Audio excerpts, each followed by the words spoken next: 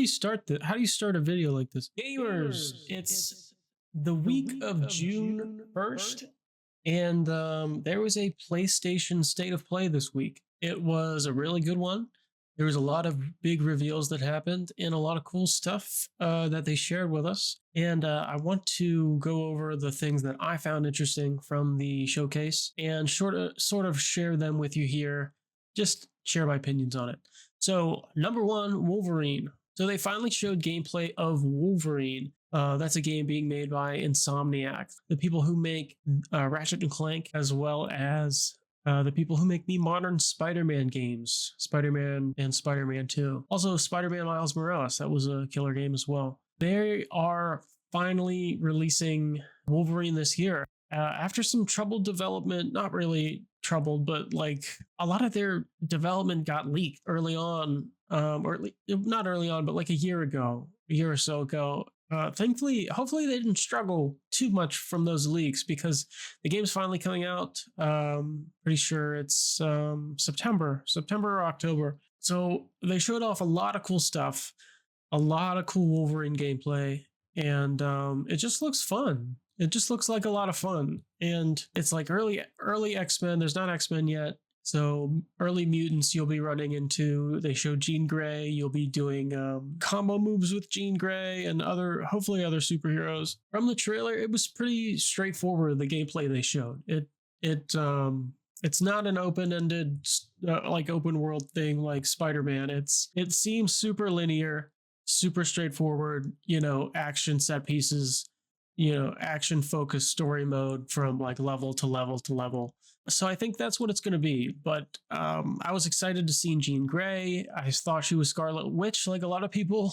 And I was corrected online that it is, in fact, Jean Grey. There's other mutants like Mystique. And we saw Sabretooth in the trailer as well. So I hope we can see some sort of intro to the X-Men here, some more mutants. It would be very cool to see Insomniac create some sort of mutant universe within their game realm. I think that would be awesome because I love the X-Men. I love Wolverine, and this game's it looks gory, it looks bloody, it looks like so much fun, and I'm really looking forward to picking it up. And I hope you guys are too. So next up, we have Tokon, Marvel Tokon Fighting Souls.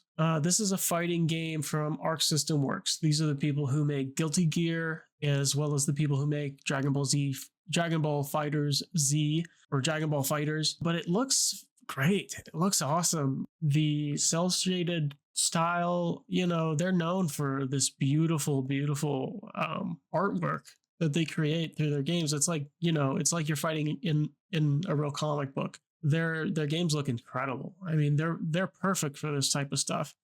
So they're making this Marvel fighting game, and it's sick. So we have Magneto as a new character. Awesome. Magneto fucking rules, dude. Like Marvel vs. Capcom, all about it. Bring him.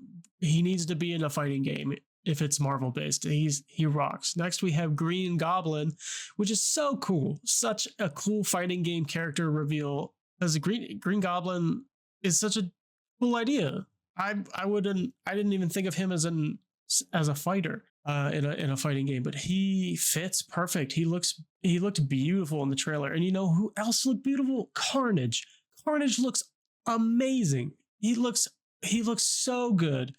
And even if we don't get Venom, Carnage is such a cool addition to the game that it's so exciting. I'm big in the Tekken, big Tekken guy. But I think the next fighting game I'll get into will definitely be Marvel's Tokon Fighting Souls. It looks like it's going to be like a blast to play. I think it'll be super fun to learn and get into and fight online. So I am looking forward to that, and more X-Men characters, please. In the future, more X-Men characters. The next game that I found interesting was Rayman Legends Retold. We're getting another Rayman 2D side-scroller game. And I never played the Rayman Legends and Rayman Origins or something like that. I need to go and play those now because I heard they were really top-notch side-scrollers, and I just never played them. I never I never went and spent the time to play them. But this 3D version of them, a 3D 2D side scroller, it looks fantastic. Graphics look awesome. And it's Rayman. I love Rayman. Rayman is such a classic video game character. Yeah, it looked really good. It just looked awesome. And I look forward to maybe playing that 2-player with my fiance if possible. It probably is a 2-player game. But yeah, excited for new Rayman. That's all I can say about that. Next up, we have Tomb Raider Legacy of Atlantis. So this is a reimagining of the first Tomb Raider game, and it looks awesome. It looks phenomenal. Lara Croft has never looked more Lara Croft, in my opinion. She looks perfect. You know, those two, I haven't played all the Tomb Raider games. I played some of the newer ones. I need to go back and play some of the older ones. It looks awesome. I think it's going to be so good. It looks like so much fun. It's a lot of like Uncharted style, you know, puzzle solving, shooting of creatures, a lot of platforming and things like that.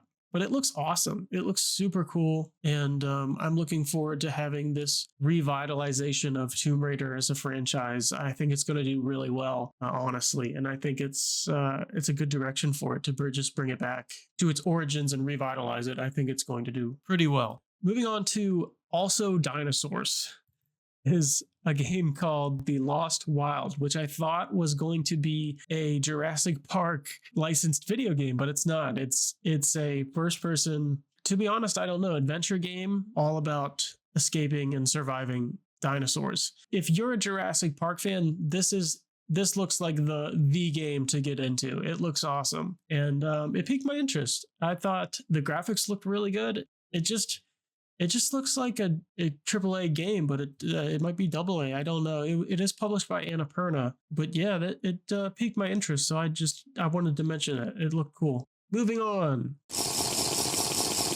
So moving on, we have Phantom Blade Zero. I really don't know much about this game. I don't know much at all about it. Phantom Blade Zero, we've seen previews of it at like every game show at the last couple of years, and they're always like, it's still in development, we're working on it, and it's like, we're just gonna keep waiting. And but it looks cool. It looks like a really cool action game set in maybe Japanese mythology, and I'm looking forward to seeing what it's really about. So for Phantom Blade Zero, they said they still don't have a release date, but there's something coming in summer 2026. More information, I guess. So we're just going to keep seeing more information about that game until it comes out. So I don't know.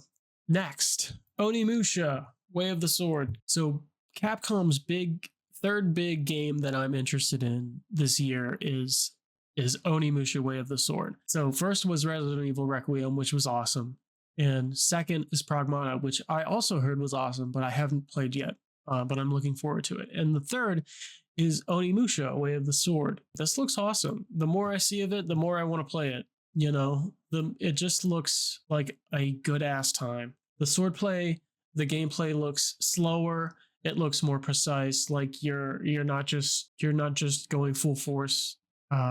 Hack and slash. You're taking your time and really learning the weight of the gameplay, and that to me is the most appealing part of it. So I'm really looking forward to that.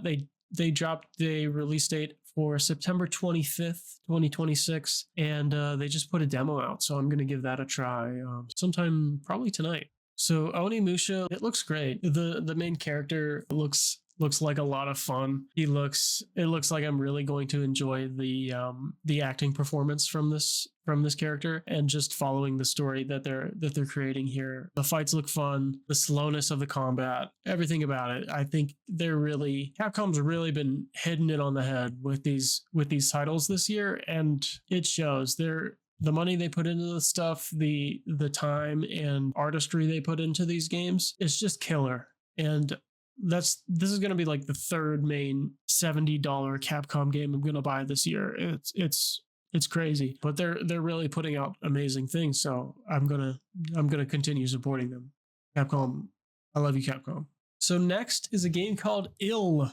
It's ill, making me sick to look at because it's so gross.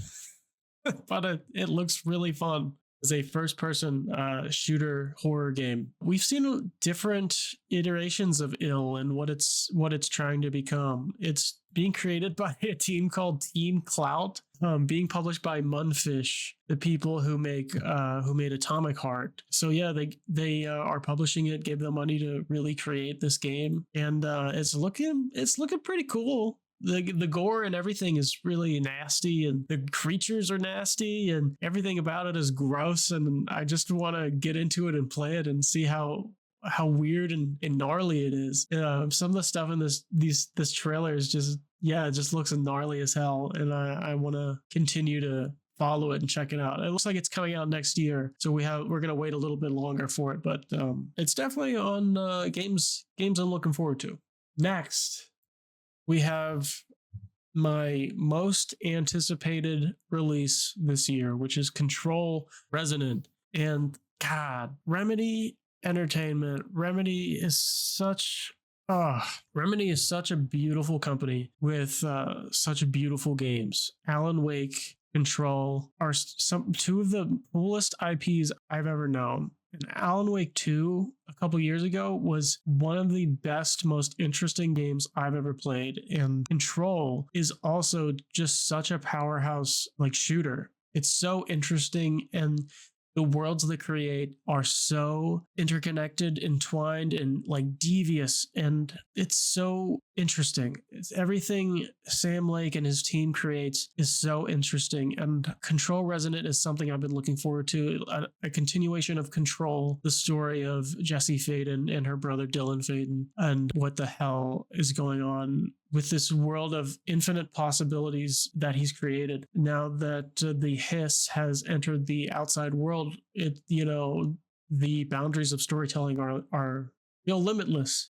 So I am extremely looking forward to Control Resonant coming out. They gave a release date of September 24th, 2026. So I'm going to be there day one for you, Sam Lake. I love you, and can't wait to play Control Resonant. Next was a big surprise for me and my fiance, who loves these type of games, absolutely adores these type of games, as bad as they may be.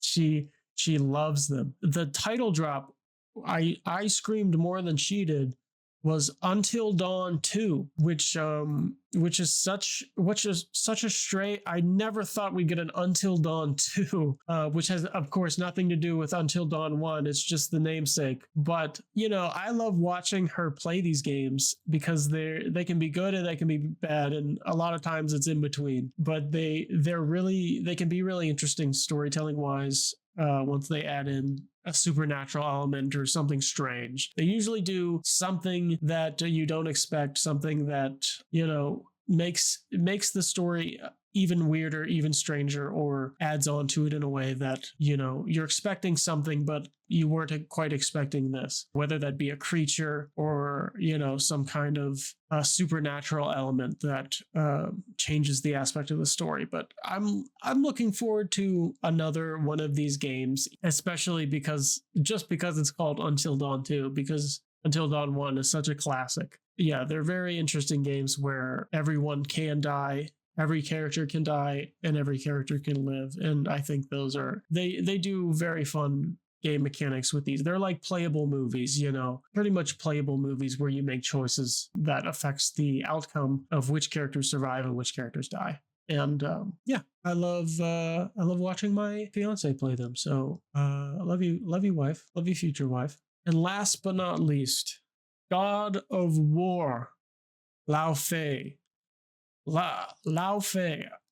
I did not think when they showed Santa Monica Studios that we'd be getting Laufey, which is Kratos' wife. The reason we go on this adventure, these two current video game adaptations from Cory Barlog, God of War 2018 and God of War Ragnarok. They are such masterful games when it comes to storytelling, when it comes to cinematic storytelling, and blending it with badass action game. Like, it's the new God of War games make me cry. They are the storytelling in them is phenomenal, and the acting is phenomenal, and the story of Kratos and being a father to Atreus and figuring that out as they're trying to survive this Norse mythology was and is incredible. And to follow the story even more, they're creating a massive universe that I really wasn't expecting them to go. And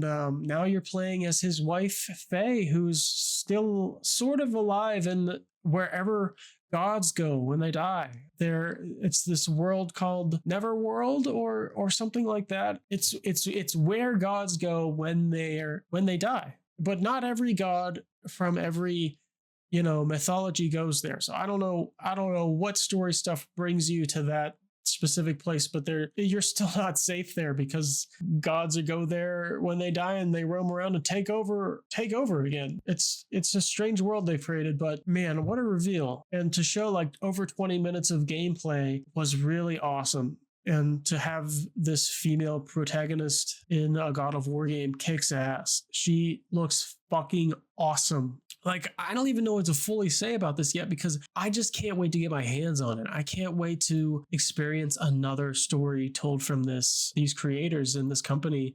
Her gameplay looks so fucking cool. I mean, are you kidding me, man? How can you not be excited for this game? This looks fantastic. And they got Jack Quaid in the game as a cube, whatever that means, whatever that character entails. I'm just glad Jack Quaid is in the game. But man, this trailer kicked ass. This 20 minutes of gameplay, it was such a cool reveal, and I cannot wait to get a hold of this game. It just looks like I'm gonna enjoy it so goddamn much as I enjoyed God of War 2018 and God of War Ragnarok. These games just really do something special, and the storytelling, the cinematics of it, it's really top tier for AAA storytelling for me, these games, and I am massively looking forward to playing Laufey.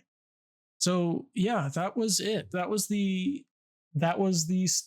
games that I was interested in this month's state of play and what they got cooking up. There was a few other things in there that I could have mentioned, but I wasn't really that interested in. So I would recommend going and taking a look at the state of play yourself to watch through it and hopefully enjoy it yourself. Maybe you'll find some other things you enjoyed. But yeah, it was one of the best state of plays I think they've had. I think it was a massive success. I think a lot of people are excited for what's coming up, especially with PlayStation, and it's getting, we're eating damn good, dude. I know, like, everyone's raising their prices, and that really goddamn sucks.